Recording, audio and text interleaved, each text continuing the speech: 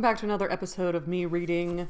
We are currently on chapter 6 of Frankenstein. I believe this is the last chapter of volume 2, and by next week, by All Hallows Eve, we will be finished with Frankenstein the book, the very first sci-fi novel written by a woman, Mary Shelley. While she was spending time in Geneva, Switzerland, with Lord Byron and her husband, and they dared each other to write a book. And they were surrounded by books. I think she read Paradise Lost. I think she might have gotten her inspiration from some anatomy books that were up in the spooky attic. I'm visualizing a spooky attic. Attic, not addict. All of volume 2 has basically been the point of view of the story from the creature whom I'm calling Frank, because he doesn't have a name yet, and he's a very wise, empathetic, intelligent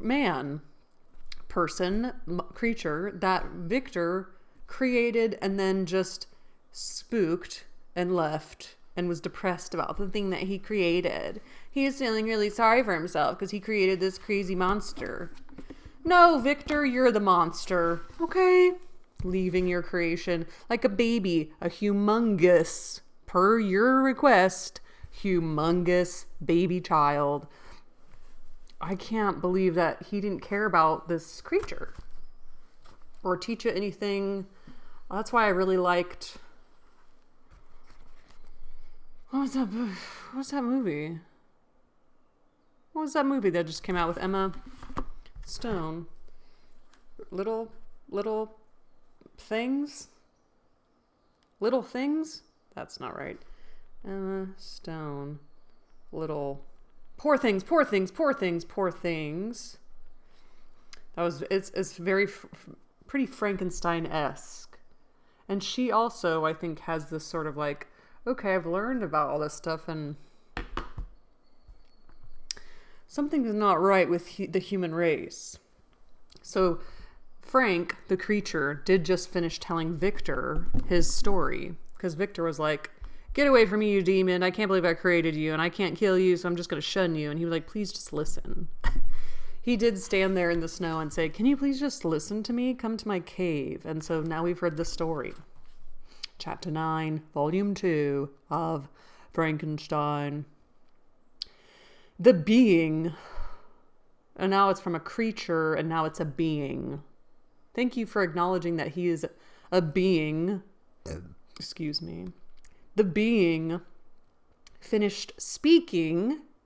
The being that you created that could only grunt is now speaking because he learned himself and fixed his looks upon me in the expectation of a reply. But I was bewildered, perplexed, and unable to arrange my ideas sufficiently to understand the full extent of his proposition. And doesn't Frank, the creature, the being, have his books now? And he can create his own, probably. He continued. You must create a female for me, with whom I can live in the interchange of those sympathies necessary for my being. This you alone can do, and I demand it of you as a right which you must not refuse to concede. Whoa. The latter part of his tale had kindled anew in me the anger that had died away while he narrated his peaceful life among the cottagers, and as he said this, I could no longer suppress the rage that burned within me. I do refuse it, I replied, and no torture shall ever extort a consent from me. You may render me the most miserable of men, but you shall never make me base in my own eyes. Shall I create another like yourself, whose joint wickedness might desolate the world? Begone! I have answered you. You may torture me, but I will never consent. You are in the wrong, replied the fiend.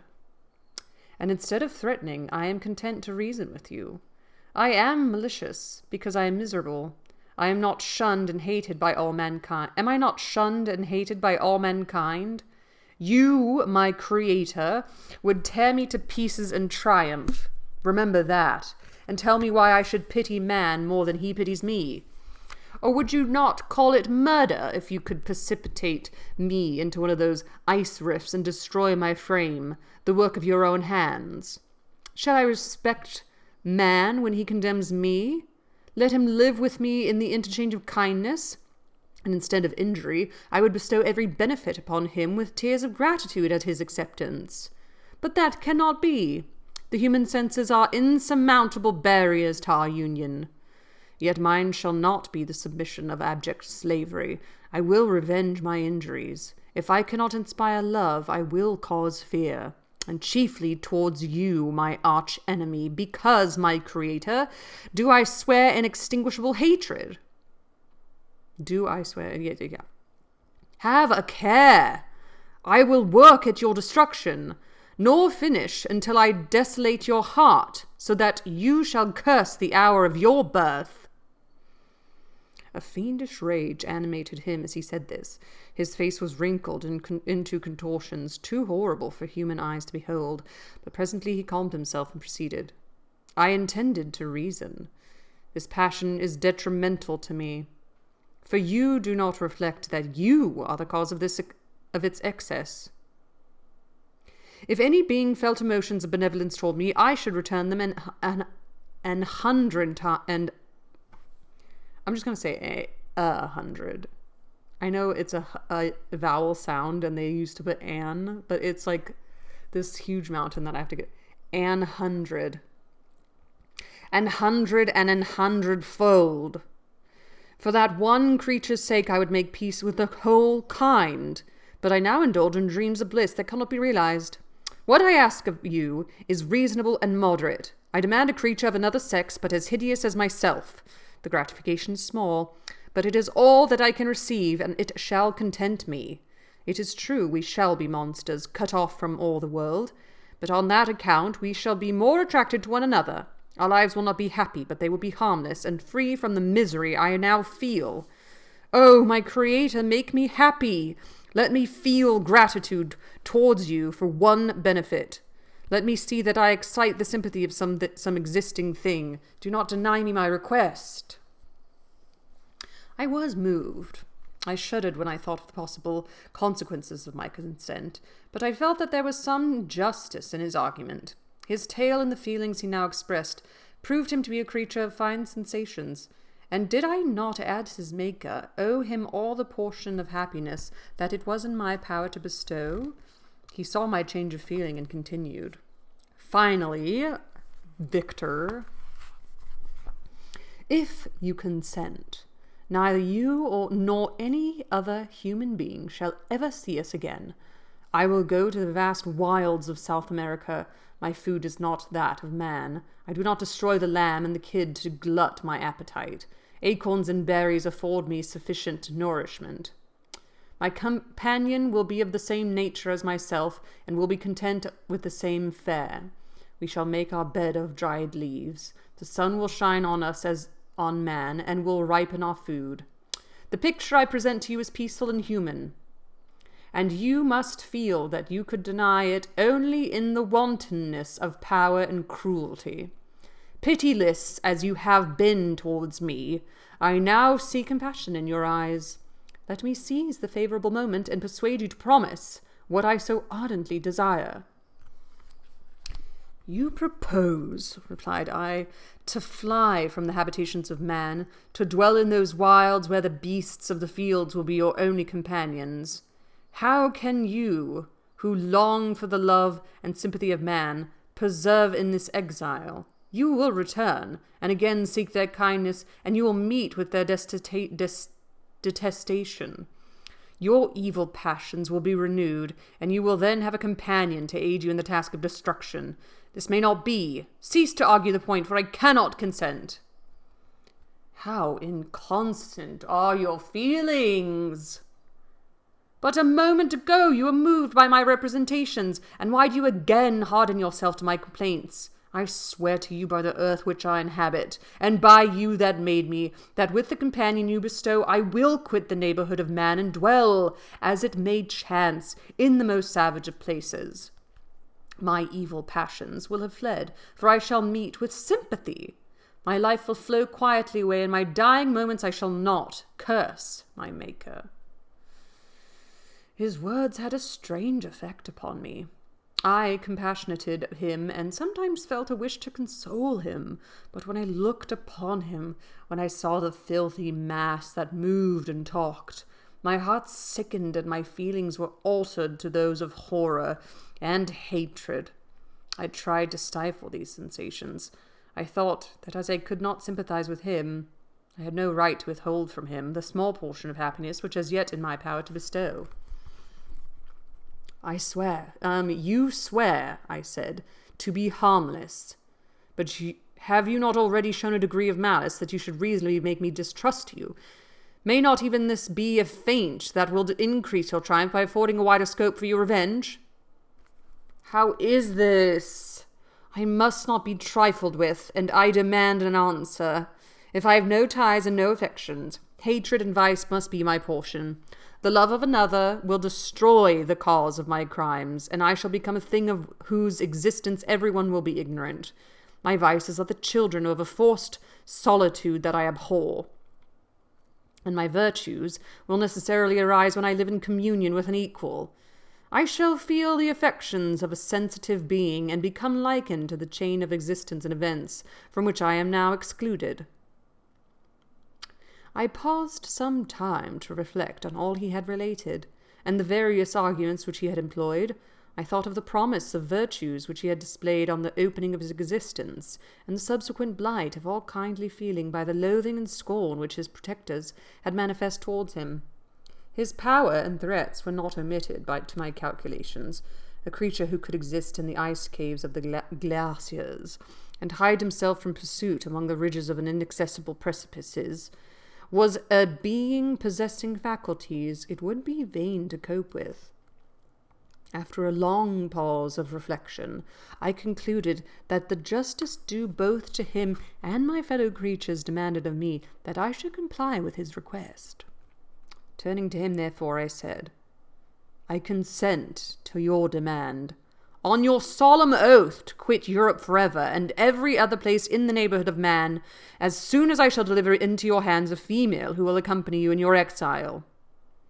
"I swear," he cried, "by the sun, and by the blue sky of heaven, and by the fire of love that burns my heart, that if you grant my prayer while they exist, you shall never behold me again. Depart to your home and commence your labors. I shall watch their progress with unutterable anxiety, and fear not but that when you are ready I shall appear." Saying this, he suddenly quitted me, fearful perhaps of any change in my sentiments. I saw him descend the mountain with greater speed than the flight of an eagle, and quickly lost among the undulations of the sea of ice.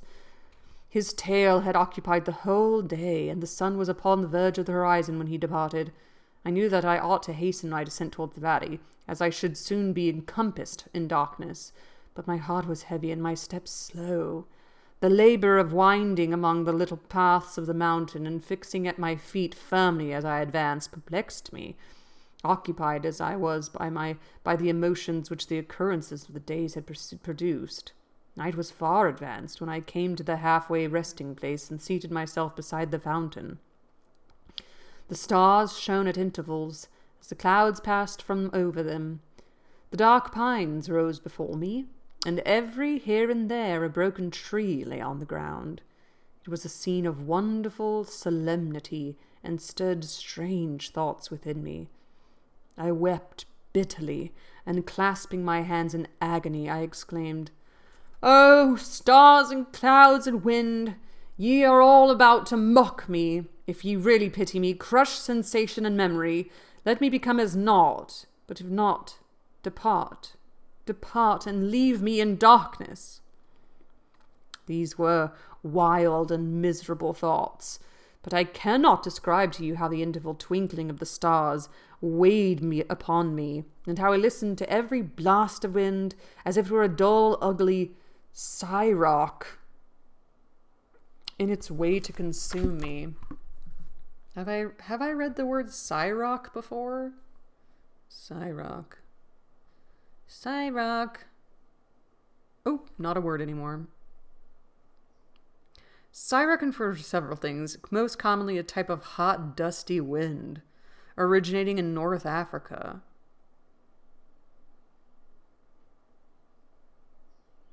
Huh.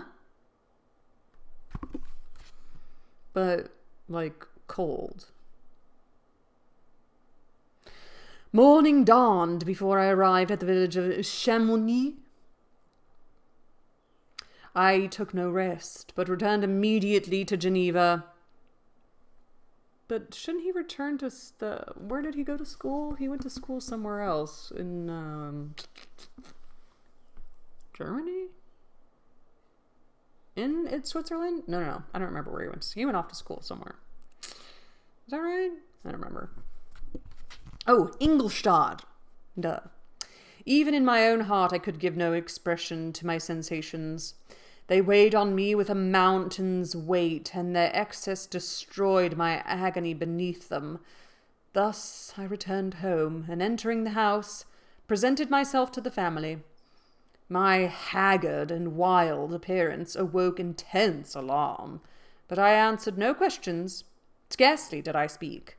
I felt as if I were placed under a ban, as if I had no right to claim their sympathies, as if I never more might enjoy a companionship with them. Yet even thus I loved them to adoration, and to save them I resolved to dedicate myself to my most abhorred task. The prospect of such an occupation made every other circumstance of existence pass before me like a dream, and that thought alone had to me the reality of life. The end of volume 2.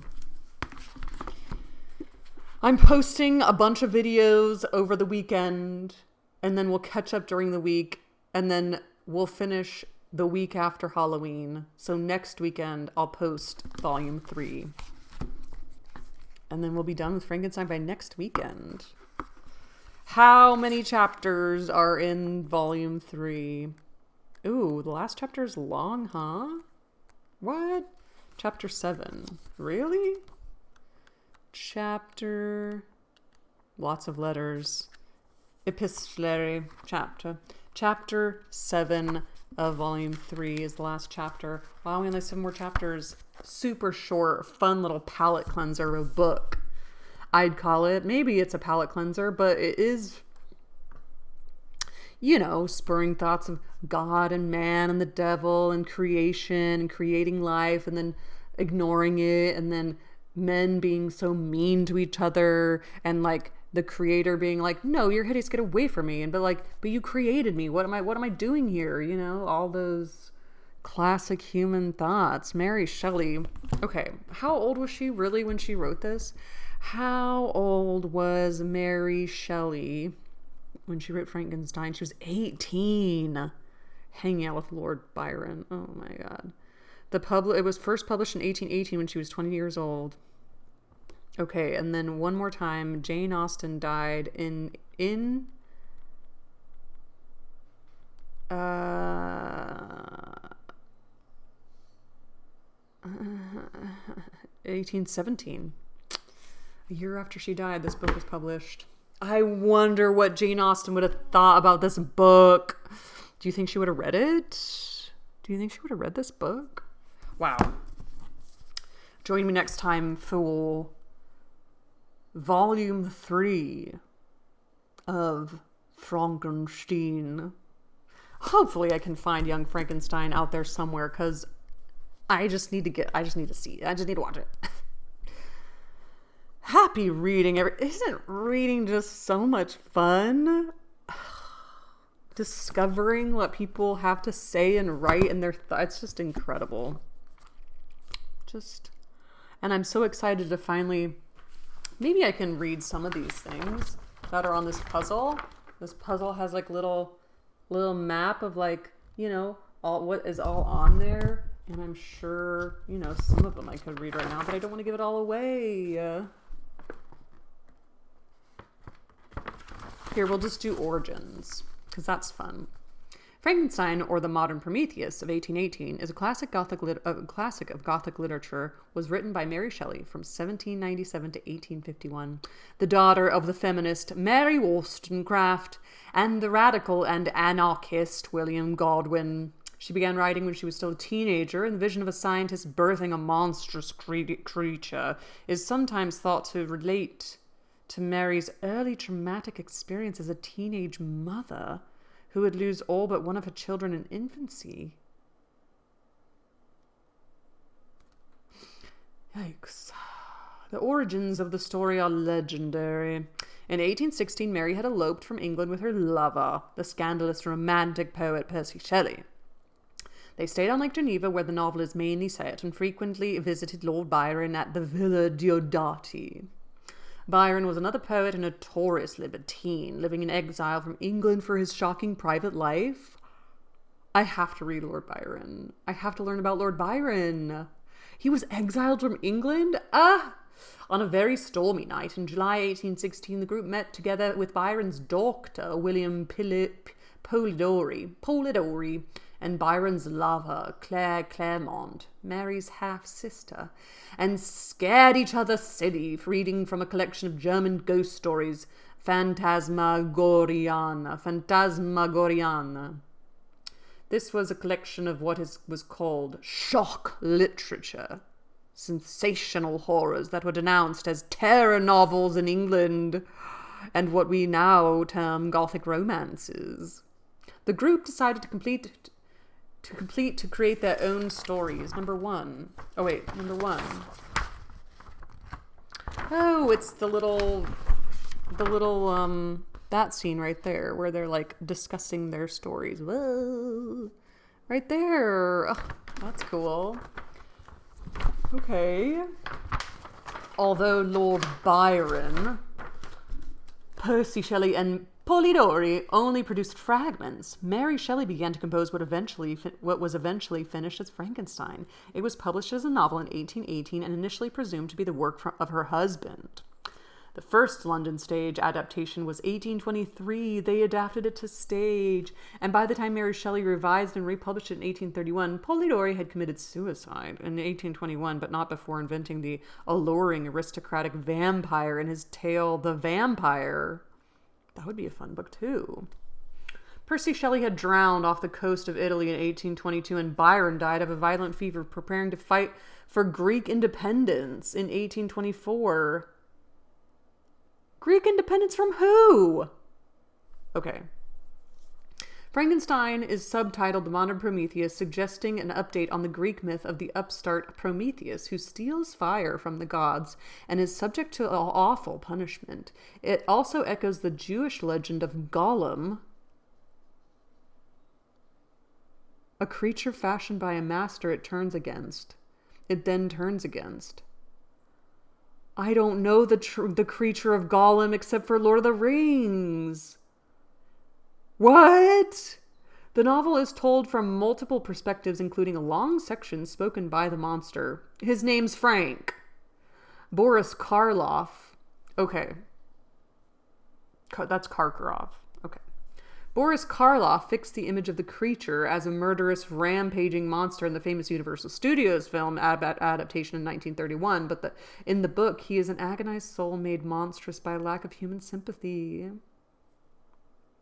The story begins with a ship struck in the Arctic ice, with Walton on board. The crew rescue a near-dead Victor Frankenstein from the ice because Victor sees a burning ambition of Walton. He decides to confess to him the horrific story of how he came. Number 2 and number 3. Oh yeah, number 2 and number 3 are up here. It's right here. He's saving Victor from the water. Wow, this is a fun puzzle. This is cool. And we'll have things we want to talk about. I will too. Boom, boom. Oh, Mr. Rogers. Oh. Happy reading, and you know what? Give the 1,000-piece puzzle a shot. See if you can do it in 6 hours with 2 people. That's probably not that hard to do. That was a long time. She got here at like 10:30, 10 o'clock. and she left at 4. And we just did it the whole entire time. And it was a delight. Happy reading to you all, and ta-ta!